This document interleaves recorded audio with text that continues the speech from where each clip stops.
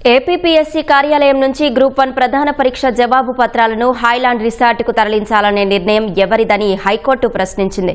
APPSC సమిష్టిగా నిర్ణయం తీసుకుందా లేదా అప్పటి చైర్మన్ కార్యదర్శి నిర్ణయం మేరకు వాటిని తరలించారా అని అడిగింది. ఇందుకు సంబంధించిన ఏమైనా ఉత్తర్వులున్నాయా? ఎన్ని రోజులు హైలాండ్లో జవాబు పత్రాలు ఉంచారు? తిరిగి ఏపీపీఎస్సీకి ఎప్పుడు తీసుకొచ్చారు? తదితర అంశాలపై స్పష్టత ఇవ్వాలని ఏపీపీఎస్సీని హైకోర్టు ఆదేశించింది. అభ్యర్థుల జవాబు పత్రాలను సీల్డ్ కవర్లో హైకోర్టు రిజిస్ట్రార్కు అందజేయాలని స్పష్టం చేసింది.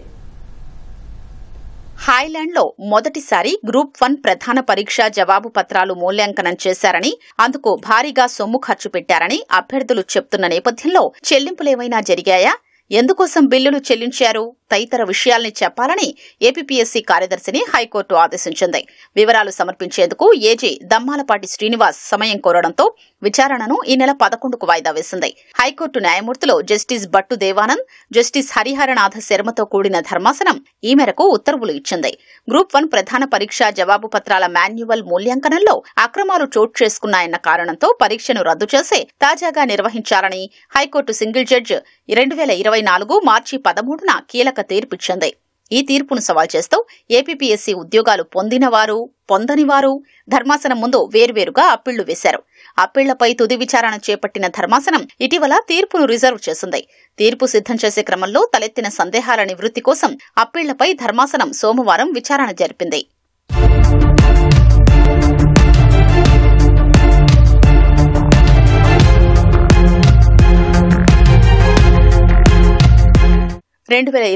జూన్ 24న హైకోర్టు ధర్మాసనం గతంలో ఇచ్చిన ఉత్తర్వుల్ని సోమవారం నాటి విచారణ సందర్భంగా హైకోర్టు గుర్తు చేసింది.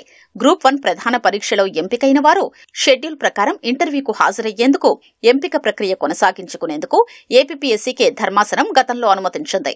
ఫలితాల ప్రకటన, పోస్టింగ్ ఉత్తర్వులు ఏవైనా ఇస్తే అవి సింగిల్ జడ్జి ఇచ్చే తీర్పునకు లోబడి ఉంటాయనే విషయాన్ని పోస్టింగ్ ఉత్తర్వుల్లో ప్రస్తావించాలంది. కోర్టు తుది తీర్పునకు కట్టుబడి ఉంటామని, ఎలాంటి హక్కుల్ని కోరబోమంటూ ఎంపికైన అభ్యర్థుల నుంచి ఏపీపీఎస్సీ హామీ తీసుకోవాలని ఉత్తర్వుల్లో పేర్కొంది. సింగిల్ జడ్జి వద్ద వ్యాజ్యాల్లో ఎంపికైన అభ్యర్థులు ప్రతివాదులుగా చేరేందుకు వెసులుబాటు కల్పించింది.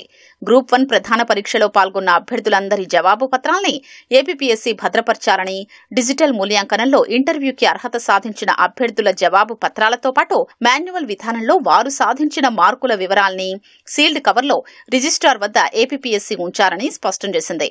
మాన్యువల్ విధానంలో మూల్యాంకనం చేసినప్పుడు ఇంటర్వ్యూకు అర్హత సాధించిన అభ్యర్థుల జవాబు పత్రాల్ని హైకోర్టు రిజిస్ట్రార్ వద్ద ఉంచాలని ఆదేశించింది. న్యాయస్థానం జవాబు పత్రాల్ని పరిశీలించాలని భావిస్తే తక్షణం అందుబాటులో ఉంచాలని 2022 జూన్ 24న హైకోర్టు ధర్మాసనం ఉత్తర్వులిచ్చిందని ప్రస్తుత ధర్మాసనం గుర్తు చేసింది.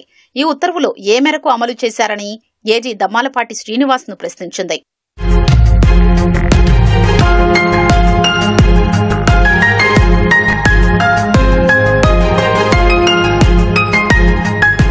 ధర్మాసనం ప్రశ్నలపై ఏజీ దమ్మాలపాటి శ్రీనివాస్ వాదనలు వినిపించారు. పోస్టింగ్ పొందిన అభ్యర్థుల నుంచి హామీ పత్రం తీసుకున్నామన్నారు. సింగిల్ జడ్జి వద్ద ఉన్న వ్యాజ్యాల్లో ఇంప్లీడ్ అవుతామని ఎంపికైన వారు హామీ ఇచ్చారన్నారు. మార్కుల వివరాలు, జవాబు పత్రాల్ని సీల్డ్ కవర్లో రిజిస్ట్రార్ జ్యుడిషియల్ వద్ద ఉంచలేదన్నారు. తుది విచారణ సమయంలో ఈ వివరాల్ని ధర్మాసనం ముందుంచితే సరిపోతుందని ఏపీపీఎస్సీ తరపు అప్పటి సీనియర్ న్యాయవాది అధికారులకు సలహా ఇచ్చినట్లు తెలిసిందన్నారు. 2 రోజుల్లో జవాబు పత్రాల్ని కోర్టు ముందుంచుతామన్నారు. మిగిలిన విషయాల్లో స్పష్టత ఇచ్చేందుకు సమయం కావాలన్నారు. దీంతో విచారణ ధర్మాసనం ఈ నెల 11కు వాయిదా వేసింది.